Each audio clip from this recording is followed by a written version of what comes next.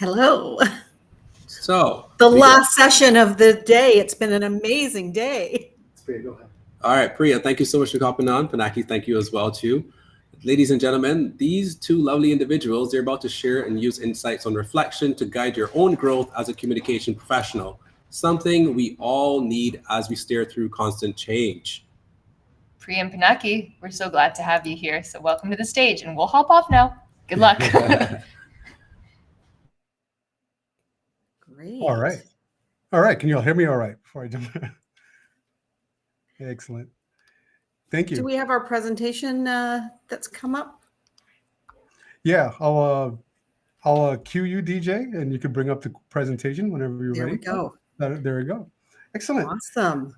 Thank you, Brenton, Christina. Thank you, ContactMonkey, for having us. Yes, we're in the last session of the day, or at least the last learning session here. And we're going to take this time to give you a sneak peek into the worlds of skills in internal communication, right? So welcome to our session, Navigating Your Inner Compass. We have Priya Bates with us. And, I was thinking we do just a little bit of intros. I was thinking if we did a poll, we should do a poll of who doesn't know Priya Bates. See how many people answer that. But just in case you don't, Priya Bates is an award-winning professional communicator, right? She's president and owner of Inner Strength Communications and co-host of A Leader Like Me podcast. Her clients include organizations and leaders across technology, retail, finance, education, and government. She's written a book on building a culture of inclusivity in the workplace and has been a long-standing leader at the International Association of Business Communicators. Priya, I know you've been busy. How are you today? I'm great. I've been on the road, but I've been listening in all day. And I heard your session earlier today, Pinaki, and all of the sessions have been great. I've really enjoyed the entire conversation. And that last session, Jay, was just a riot. I had to use some Kleenex and wipe off some tears while I was listening in. Exactly. Yeah. And it's so much high energy and throughout this event. So super awesome. So folks, just again, if you missed out on the earlier session, I'm Pinaki Kathiari, CEO of Local Wisdom, co-founder of Resource Hero. I'm big into the world of employee experience, and that's where internal comms, I think, plays a big role. And I love it so much where I started a podcast called Why Does It Feel So Wrong to Be Human at Work? Hit that subscribe button, whatnot. But today, we're going to talk about the results and findings of Priya's latest research.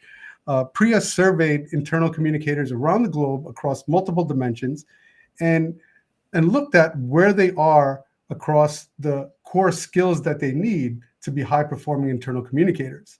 And so we're going to talk through some of the findings of that research. We're going to have time for Q&A at the end. Pop your questions in that Q&A tab in the chat. And yeah, let's dive right in. Absolutely. Priya, on a high level, can you walk us through like the survey participation and also give us like an overview of the core skills that serves as the basis for the survey? Absolutely. So we had 200 people fill in the survey. I'd like more, so I'm going to keep it open for a little while for those who haven't, and I'll post it on LinkedIn. But folks from around the world, and it's based on a framework that I built about 10 years ago about what are the skills we need to grow as internal communication professionals. Start with implement. That's our executional tactical capability. It's the stuff we deliver. It's the table stakes. Interact is research and relationships. It's where we listen and we build relationships. And we heard a lot about relationships today in several sessions. The next one is integrate. It's about connecting strategy and connecting people. And that's an important role that we need to play. And we'll hear a lot of conversations around business acumen. Influence is about shaping what others do, making sure that we're not just communicating on behalf of the organization, but influencing how the organization communicates, its people and its leaders. And finally, it's impact. That's the measurement. A lot of people were talking about the fact that we're still struggling, and you'll see the research on that. And that's really about how we use communication to actually drive outcomes and organizational impact. And here, this session, we're going to talk about you. We're going to talk about the skills you have, because a lot of the things are the what, but it really is, we have to take a good look at ourselves to understand what we need to do to get to that strategic level and get those seats that people were talking about. Exactly. It's excellent. Let's just, like dive right in. So these kind of like 5 eyes, as you call it, serve as this like foundation, and everyone and all of the data is benchmarked kind of against that. So let's dive into that. And I wanted to kind of talk about what are your overall high level findings, right? What are the high level strengths for internal communicators, and what do they need to improve upon? I think the findings weren't that surprising, quite honestly, and again, so consistent with all the conversations we heard today. We have strengths in tactical delivery. It's project delivery, writing and storytelling, technical competence. We do have technical competence. And we are relationship builders. And we're starting to see some strengths in strategic advisory, especially with certain groups. But where we need improvements is measurement and analytics, that influence we have on executives, the business acumen to really understand our businesses and what keeps those leaders up at night. And we haven't done a great job doing post-project debriefs. We'll go and deliver something, but we'll never say, here's what we did for you and here's the impact it had. Right. And I like the way you do this, because so overall, just what we're seeing here as far as strengths and improvements for everyone who's taking the survey. Correct. These are the strengths and improvements. Now, what we're going to get into is like now to dive into that with different dimensions and looking at it at different levels and different attributes to see, all right, which groups have struggles and strengths in different places, right? So excellent. Now, one of the great things about this this assessment that you've done and the survey that you've done is it has a global perspective. And so I was curious, wanted to jump into that aspect of it. Like, what have you noticed about the geographical differences that you're seeing? Now, this is based on people who participated. We had a lot more in North America who participated in the survey, with second in Europe. And then we had smaller groups in the other parts of the world, about, I think it was 15% from Asia, and then smaller groups from other places. What we're seeing is North America really leading in terms of influence, trusted advisors, getting strategic maturity, which was a bit of a surprise to me, because when I did this survey in 2023, it was really the UK and Europe that was standing out there. So I don't know if it's because so many more strategic folks follow me now that we're seeing that, but also that, like, in Europe, we're really seeing that relationships, empathy, collaboration, where I think that's really exciting. In Asia, it's really about integration, storytelling, planning, and simplifying that complexity that's out there. We're starting to see relationships in Australia again as well. And in Africa, we're starting to see the little resilience and adapting and navigating transformation. And so there is a little bit of a shift in terms of difference in the different places in the world. But again, I would love to see more people participate. I'd like to see thousands participate in the survey for me to actually understand that if that is reality. Right. Because I guess like the thought has always been like, different countries and different areas based on even what's going on there and the maturity of overall business and comms function there has always been a little bit different. Like, I agree, like it's always been thought that like Europe did have a really better internal communications or an employee experience construct than we did have in the US, whatnot. And this is not kind of ranking them better or worse. This is more saying what they are excelling at. And what we're looking for is ultimately we want consistency with how internal communication delivers around the world, because that's what we want to aim for. Yeah. And I think that's really, really good. And what makes us hopeful about this is, right, like now we can kind of learn from a global standpoint as well. And especially now that like a lot of our organizations can be in a global scale as well. So like it makes sense to like learn about communicating in Europe from a European counterpart that's there as well. So it kind of means great things for the overarching internal comms community, is what I think. Absolutely. Yeah. And anything about like this data from like a geographical perspective that's making you feel either hopeful or concerned in any way? You know what? I think we're growing as a profession. We're changing as a profession. Some of the reasons we're seeing some of the numbers is because we're having a lot of new people and not a lot of new roles start entering. Because I've seen a lot of internal communication roles enter, especially in North America. So I think we're growing as a profession, and that's going to be reflective of the numbers as well. That's right. Excellent. Excellent. Yeah. So we'll keep moving forward on this. So let's move on to actually, you know what? You did mention a second ago about, and we'll get here in a second, about more people participating. Is the survey still up? Will there be another chance, or what's The survey's still up, so I'll make sure we share the survey link. ContactMonkey, maybe you could do that in the follow-up as well, so that we can get more data, because I am planning to create a complete report that I'm going to be sharing, and those who have given me their contact information are going to get that report as soon as that's out in October. So I would love more data to really fine-tune what were the findings as well. That's right. So yeah, we'll share that, and yeah, good call for everyone to like participate in it, because I always say we like need voices like Priya to take what's going on and actually shout that out to everybody, so we can all be playing on the same field here. Awesome. Now, the next thing I know you looked at was to talk about the differences based on level, and that's what the screen that we're seeing here right now. What are you seeing with regards to these core skills and level and age? One of the things that I did measure is I asked people what their ages and the levels that they're at. And in this case, I actually said, it's not fair to just talk about the whole group that participated in the survey, because you may be seeing people at lower skills because they're younger in their careers. But I kind of said, there's this conversation that's been going on for years. For the 30 years I've been doing this as a internal communication professional. And that's that we don't get respect, we don't get the seat at the table, and people are really frustrated at the barriers that exist. So the question I asked was, if you were over 35, I picked my random number, over 35, and you were still a manager, coordinator, or specialist, what's the difference? Oh no. I think we might have some technical difficulty going on here. Those who were at higher roles in the organization weren't as good, still strong in implementation, but they didn't feel they were as strong as in implementation as those who were the lower, like the manager, specialists, and coordinators. But all of a sudden you got to these three other skills.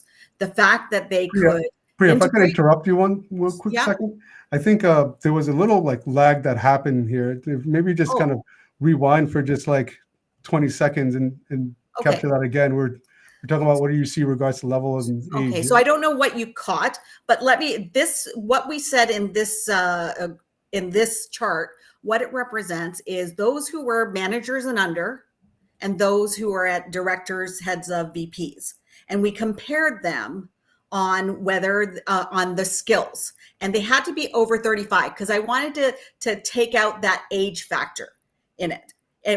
And what we found very clearly was where we saw the skills really strongly in those more senior folks were in integrate, connecting the dots, influencing skills, and impact. But the one thing I will note is impact is still something we struggle with, even if you're at a higher level. So with the age 35 senior roles, their strengths were strategic thinking and vision, executive advisory, relationship building at the top, simplifying complexity, and mentorship. While those who were 35 plus and were in the mid to junior level roles, their strengths were execution and delivery, collaboration, adaptability, and then their weaker areas were in that strategic advisory, business acumen, and confidence and visibility.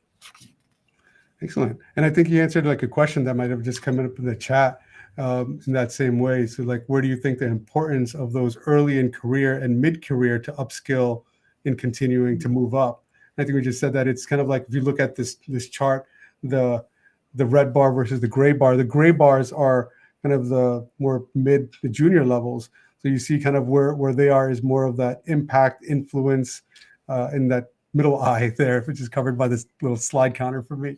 So And it's a more I see strategic that Tanya added in that it's important to remember that there's a lot of new communication professionals who've come in from journalism, and that is absolutely true. And we'll talk. And I think that's what is it's an opportunity that more people are entering internal comms. It's really important that we're actually starting to work strategically, even at a junior level or a new level, because we're actually impacting how people see our profession.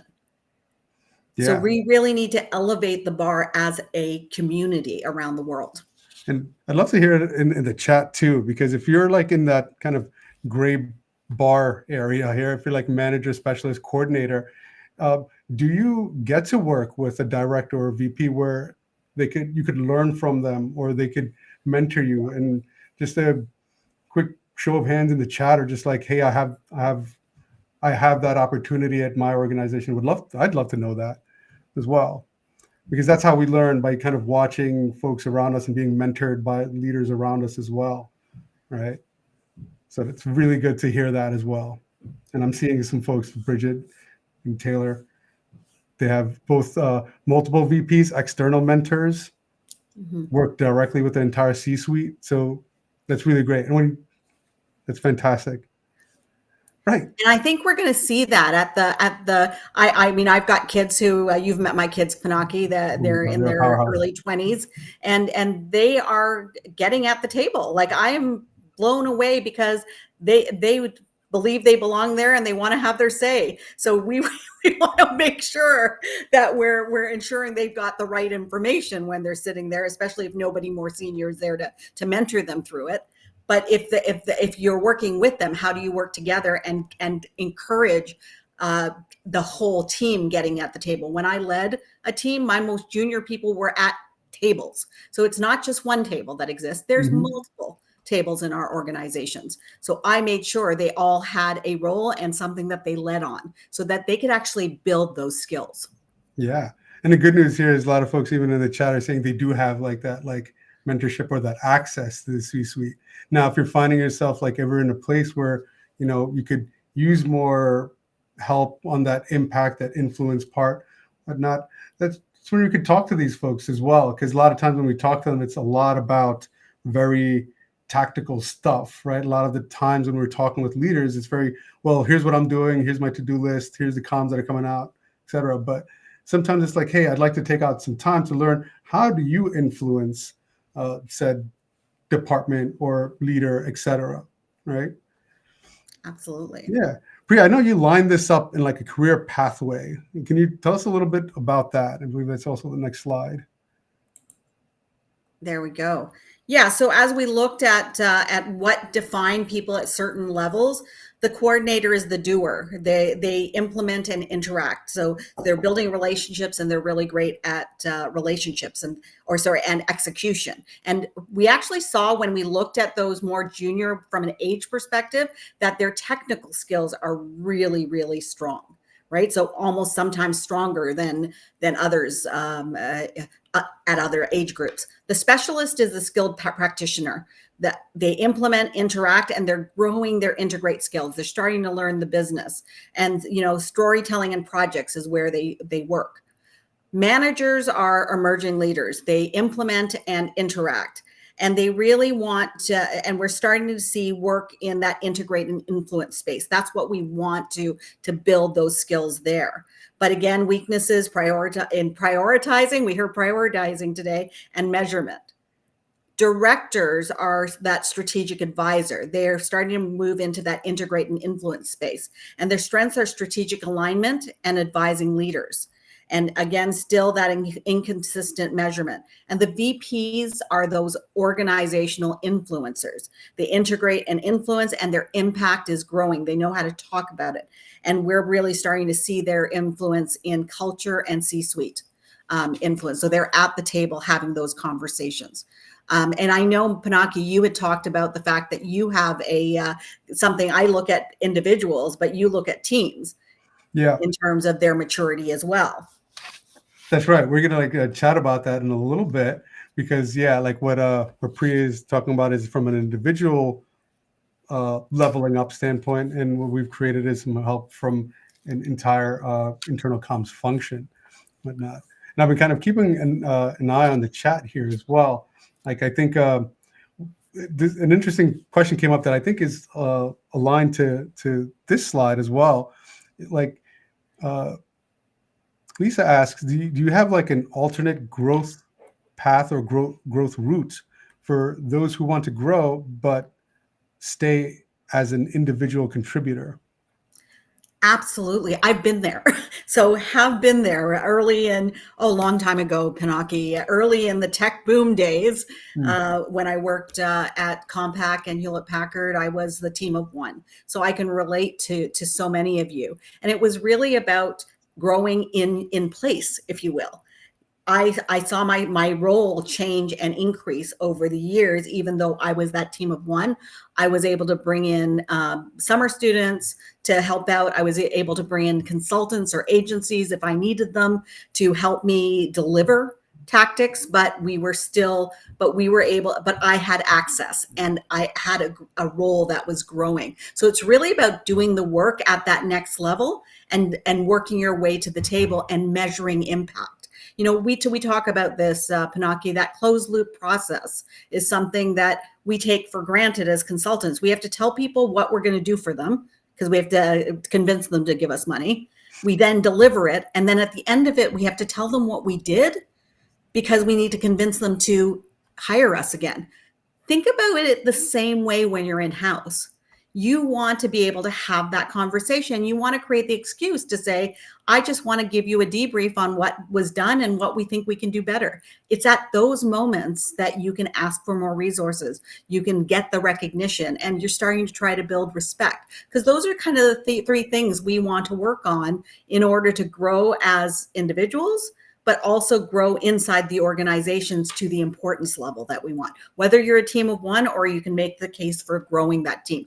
I am convinced that, so when I started at Loblaw, it's Canada's largest private sector employer. And when I started, it was a team of three who were doing tactical work. We were updating the internet. It was on Dreamweaver for anyone who's old enough to remember that. And it took, we had to tell IT to update a story twice a week. Like, that's where we came from. And we grew that team to a team of 20 that were at every table, to the point where we'd have to say no to certain tables because we were on the right programs, we were on the right priorities, and we knew what those were. So, and it was just amazing to see. And we took that organization to become a top employer, a most admired corporate culture, deliver on mergers and acquisitions and changes extremely effectively. It's not about just getting more money and a higher role. It's about the impact you can have on the business. That's right. And kind of all those kind of like means necessary to try to see like, how can you get there? How could you be the advisor? And then start vying for resources and help. It's someone told me a long time ago, early in my career, that if you're not getting what you want, you're asking the wrong person or you're asking the wrong question. And it's always kind of stuck in my head to let me know that the onus is still on me to do it. It's not that I'm going to be handed something.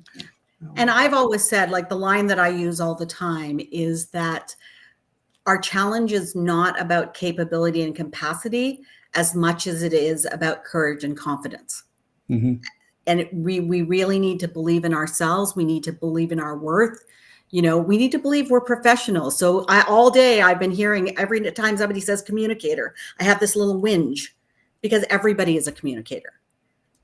I am a communication professional, or I'm a business communicator, or a professional communicator. I'd like us to get used to using that language, because as long as we fight to call ourselves what everybody else is and does, and especially in this day of AI, we're not going to help ourselves. We're not branding ourselves properly. Mm-hmm.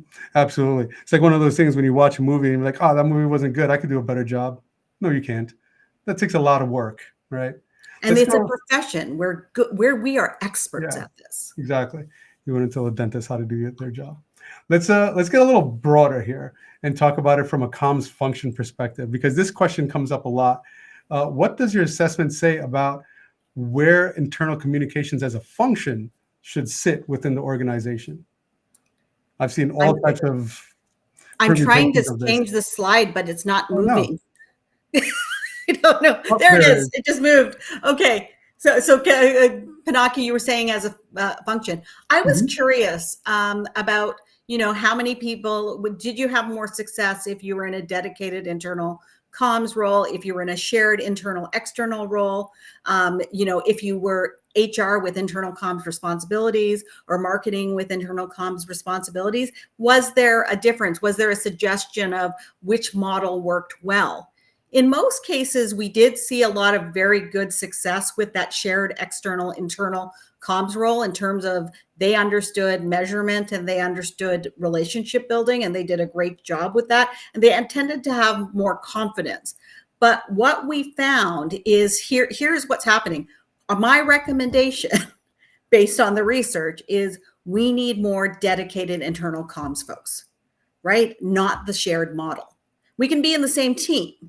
But if we're dedicated, the dedicated internal comms folks have are trusted advisors. They're the ones who are getting to the table faster because they're focused on internal comms and people.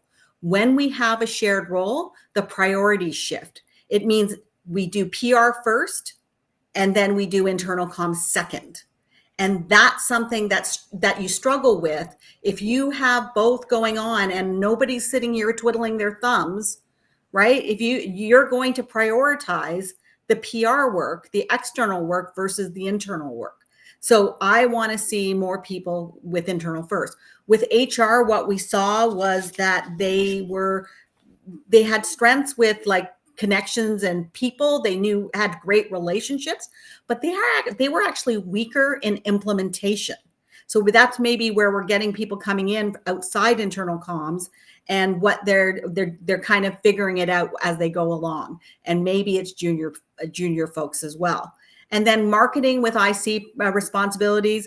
Again, they're good at aligning tone and brand. They're great storytellers. They're great at design. They're great at campaigns, but they're weak at integrate and influence. The employees are treated like an audience versus partners.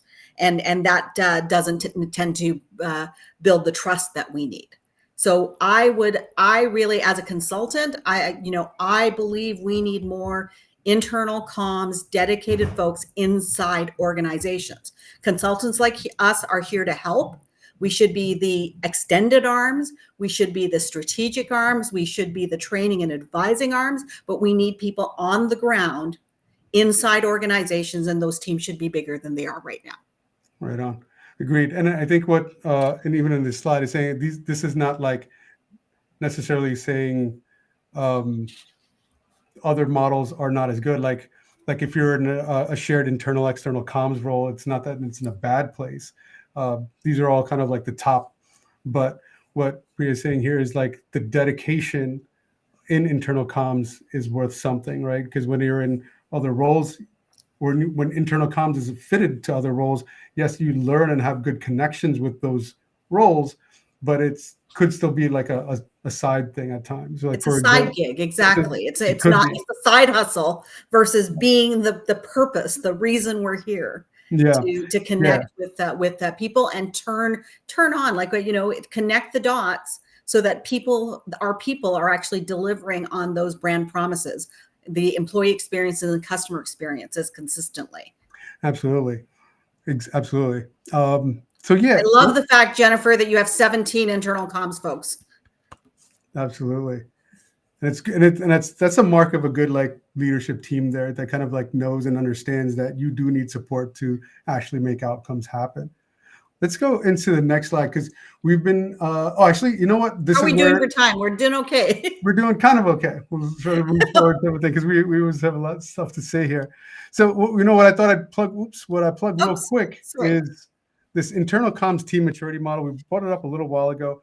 While Priya's assessment looks at the individual and the skills, what what we're looking at with this assessment is let me go back. Oh, I don't know what the slide's doing. yeah, it's interesting. Maybe we're all hitting it. What this assessment is doing is assessing your internal comms function. And it's looking at it from like multiple lenses in the same way. And it'll actually give you a diagnosis and a recommendation. We don't have time to get into it now, but there's a QR code. You can take a look at it. And Bree from my marketing team will sooner or later pop a link in the chat. And so let's go into the next area, right? We've seen this kind of like rise in internal communication consultants, right? Yes. Because internal comms teams are strapped. Many times they hire consultants, agencies like ours to support them. Because of the job market and changes in the media landscape, we're just seeing that rise. What do you see as a difference, or at least from your survey, what is the difference in skills between consultants and in-house comms folks?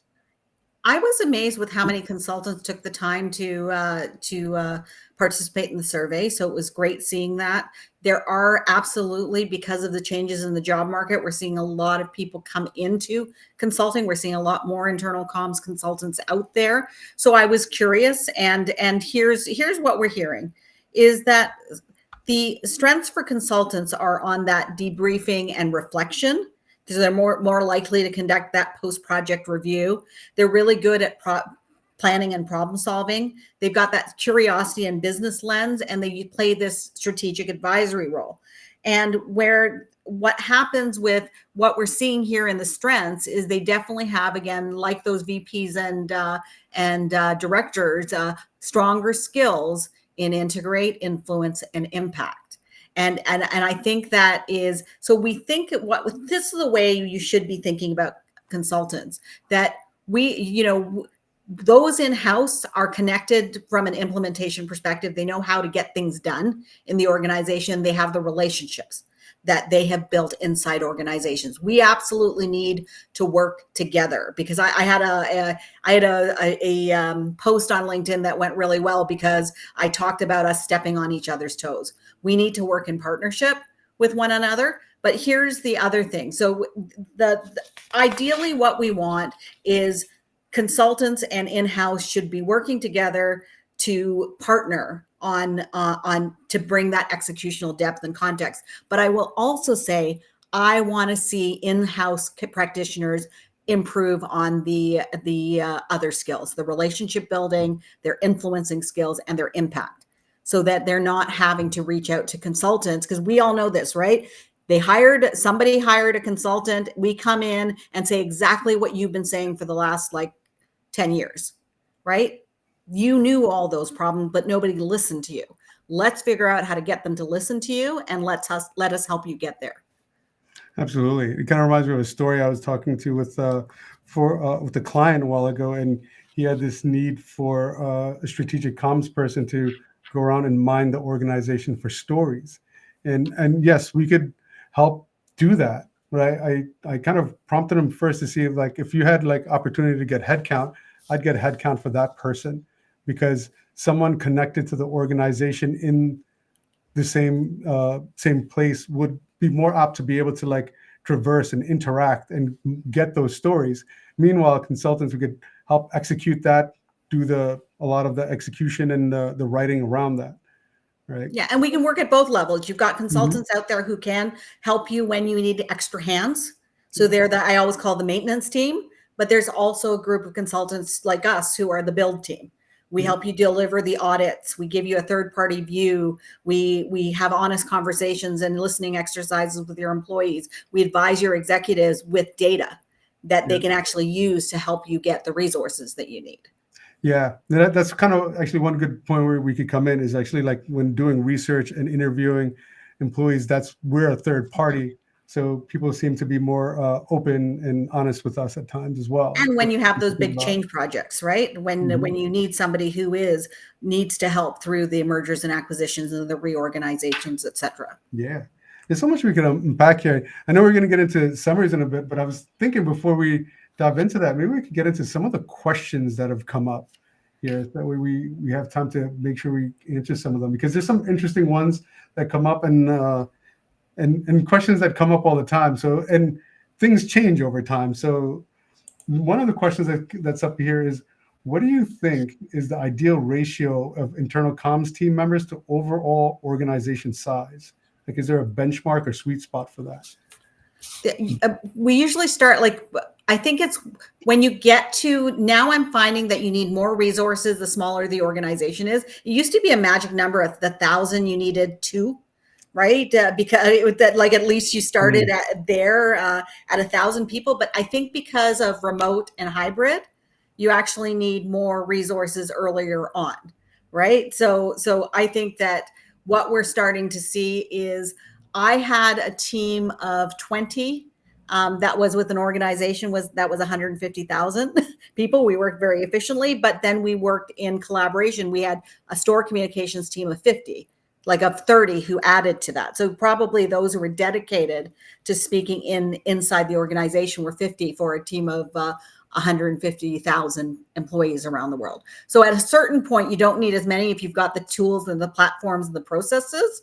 But I think that every organization is different. It depends on your, you might need more because you have large, somebody said the ratio is 1 to 4,000.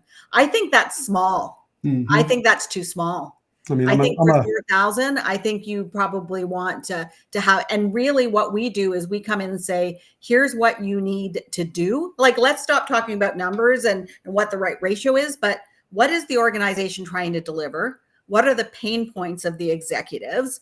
How do we actually deliver those things with the right tools and processes? And what we're also thinking of is how do we work alongside the organization so that they're communicating? Mm-hmm.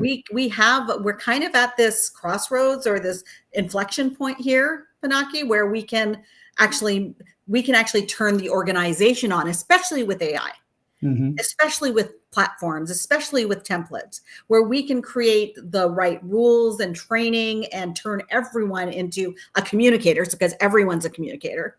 Absolutely. And that we're the communication professional. It's like the AI. I forgot the girl who was talking, the woman who was talking about AI, but she was saying, become the expert, become the one who's actually influencing the organization and helping them get there. But you're actually setting the standards, and you're setting the policies, and you're setting what it looks like so that we're delivering consistently. I want to turn every manager and person in the organization on. Absolutely. Yeah, absolutely. I think agreed. Ratio, I always kind of think about in terms of, is there pain with what's needed right now? And because if you take a look at that maturity model we shared, we talk about something called alignment. So if work volume and the skills in the team are not aligned, then you're going to have some pain. We'll go into one question, and then we will sum it up and close out here, because I think this is an important one. Last session of the day. Yeah. So looking at the career pathway for internal communicators, I think the slide you had earlier, how do you advocate for your growth if your org's career pathway doesn't align with this? You start working at the highest level. Mm-hmm. I'm gonna say that. I had my first management role when I was 26 years old. I led internal communication and was on the integration team for the HP Compaq merger, largest tech merger that was going on in the world at 31. It's not about age. It's not about it's about what you do with the power that you have and how you prioritize. So you're working on those projects. Somebody had asked on a previous session about, we're so busy. Well, let's figure out what is necessary work and what is a waste of time and money, and work on, and then pick one or two. There's always that one executive who's going to let you do the work that matters. And then that becomes your showcase on this is what is possible. That's how you start building for growth in your team or for yourself. Absolutely. Talk to your HR. That kind of takes us towards the end of our time here today. And so one thing before we break, I just wanted to thank you, Priya, for sharing your wisdom. Wanted to share you all for joining us, and ContactMonkey for having this. And so, back to you, Brenton and Christina. See, this time you don't have to cut me off. You go. Thank you so much, Priya and Pinaki. We are actually about to launch a survey, everyone. So keep an eye out on your screen. You'll see a pop-up that asks about the entire experience today. And then, we got some giveaways. what kind? Tell us, Brendan. We got the iPods. I've been watching the leaderboard all day, Christina. I've been watching it all day. And let me tell you, I think we know who the winner will be. And guys, don't forget, fill out that survey. Let us know your thoughts. Let us know your feedback. It's truly appreciated for sure. But yeah, I'm going to take a look at the leaderboard here real quick with Christina and see who the winner of today is. DJ, is it possible that you could be able to pull the information up? All right. All right. Beautiful. Who do we have? Christina Madden with 490 points. But look at number one right here. Look. Oh, I'm looking at the wrong side. Sorry. Is Irene online? I just need my my background team to just let me know if Irene's online. Irene, are you in the chat? Just comment in the chat for me. If Irene is here, you have to be live. You have to be present. So is Irene in the chat? She's here. All right. Irene is here. So Irene, congratulations. You are the winner to the new Apple iPod Pro 3s. All right, we'll be in touch to give you the information to collect them. All right, to send them, ship them over to you. All right, and we got Regine. You're definitely gonna win some gift card. I know this name. Regine, how are you? Yeah, definitely. Congratulations. You are our second place winner. And third place, who do we got, Christina? Amy De Silva. All right. Is Amy online as well? Yeah. Beautiful. Congratulations, ladies. And we'll be in touch to present you with your prizes. We want to thank you so much from the bottom of our hearts from being part of CommConnect 2025. CommConnect, our 5th year. Christina, like this is truly amazing. We're still going. It's a success every year, and we hope to see everyone next year. Please keep an eye on your inbox for the recording and takeaways from today's session. Check out Confidence Chat. Yeah, Confidence Check information will be there. And we'll also be in touch with our social contest winners. So keep an eye out. You haven't gotten rid of us yet. We'll be in touch digitally. Yeah. Well, yeah, we got they were giving away some AirPods for social posts as well too, right? That's right. You got to be following ContactMonkey as well as you got to be creative with the posts. So we definitely be looking forward to see who the winners of those will be as well. Thank you everyone again for joining us today, and we'll see you next time. Thank you.